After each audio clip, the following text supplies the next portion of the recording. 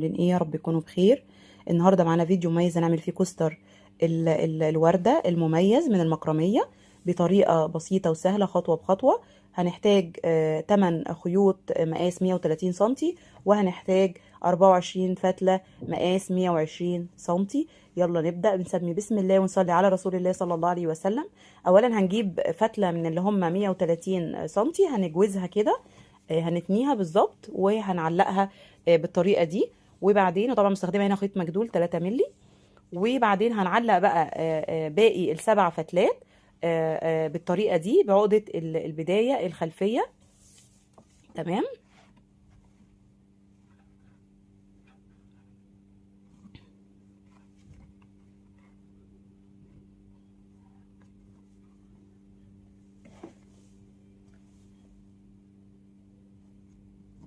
هنعلق السبع فتلات بنفس الطريقه دي.